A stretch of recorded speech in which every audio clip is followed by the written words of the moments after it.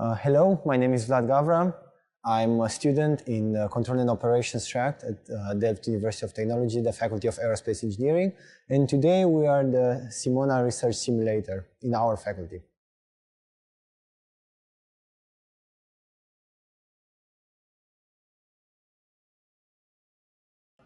At the end of back in my final bachelor year, after I completed my exchange abroad, I realized that I have a strong interest in numerical simulations, and also in the possibility to combine artificial intelligence and aerospace engineering. So I narrowed down my choice to two tracks: the control and operations track and aerodynamics. But due to the very interesting possibilities in terms of future job prospects, thesis research, and internships, I ended up picking the control and operations track.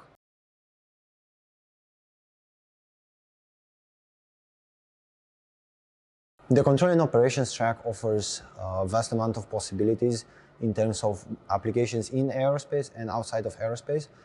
It has a nice balance in between theory, in terms of control theory, optimization, or also optimization theory, and also applications either to human in the loop applications, or or simulations like flight simulations. We have, for example, the flight simulator right behind us, but also data-based applications with data analysis and machine learning, artificial intelligence, which translates in a large amount of possible internships, large amount of research projects, and quite a vast amount of job opportunities.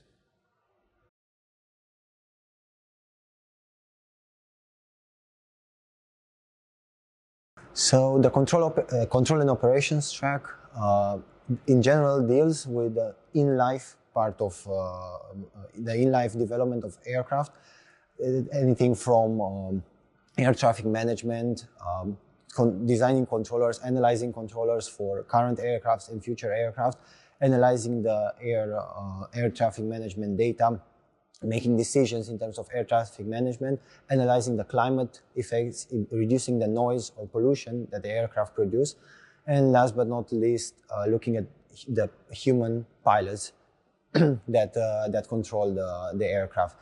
The track has two main profiles: the control and simulation profile and the sustainable air transportation profile. While the control and operation focuses on the human-machine aspects, air traffic management, control, analysis, and design, the air transport operations focuses, sustainable air transportation focuses on air traffic operations, noise, and climate effects.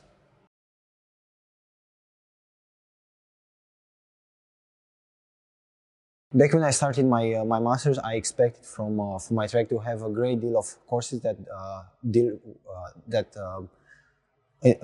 with mathematics, but also a lot of courses in which I can improve my programming skills. I already enjoy programming, so I wanted to work more on that. I have to say that the track corresponded with my expectations, since most of the courses, but also the internship and the master thesis, follow this framework of both a solid theoretical background and application via programming your own simulations and proof of concept.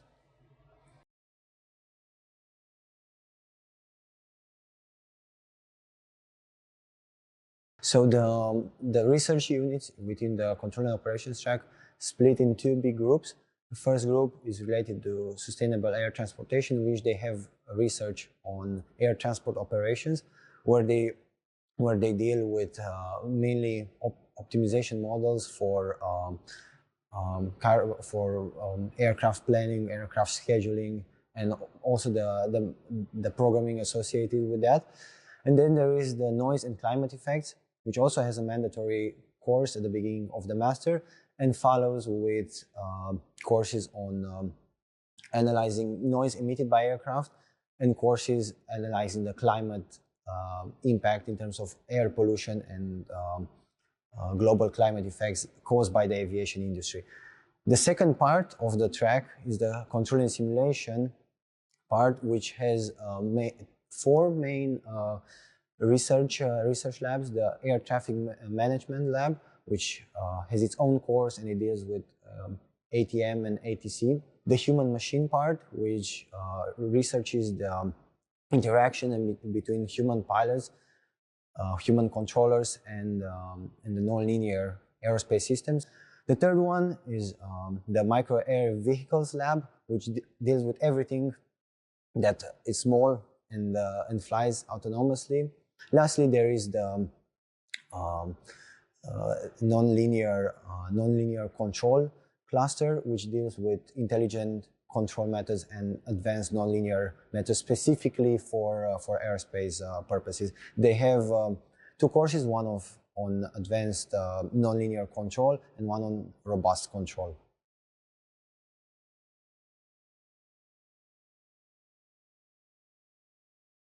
My favorite course was the one titled Autonomous Flight of Micro Area Vehicles, which is still offered in the third quarter. During that course, in a team, we had to program a drone to fly autonomously and avoid obstacles in a dynamically and cluttered environment. The most difficult course that I followed was Stochastic Aerospace Systems, which is a mandatory course for the profile control and simulation, and is offered in the second quarter. The course is difficult because it really delves deep into the mathematical formalism of Fourier transforms and also their application to analyzing stochastic systems that appear in aircraft operations, such as turbulences.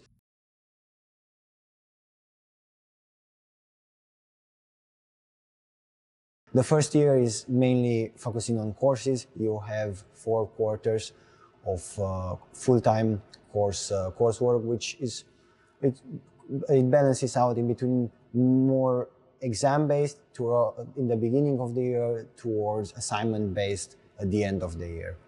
During the second year, the focus is shift towards doing or finishing your internship, finding a research thesis, and completing your research project. In the second year, the schedule looks a bit more relaxed because you have the opportunity to plan, but this comes with its own challenges. During the first year, the main challenge is to plan your time accordingly.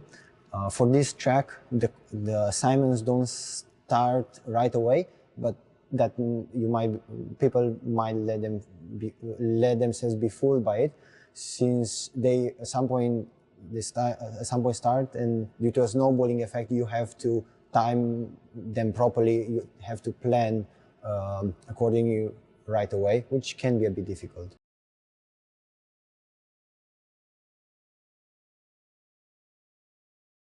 The main advice would be to first be sincere with yourself and identify your interests and preferences in terms of fields that you are really interested in working in, not necessarily following courses about.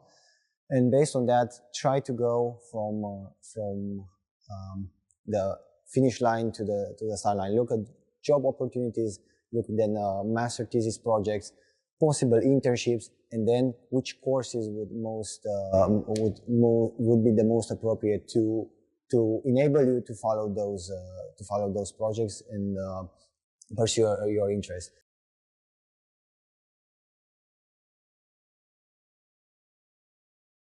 If you are more interested into the climate effects or noise part, then probably the flight performance and propulsion track is also would also be a nice pick for you, as they focus mostly on those things that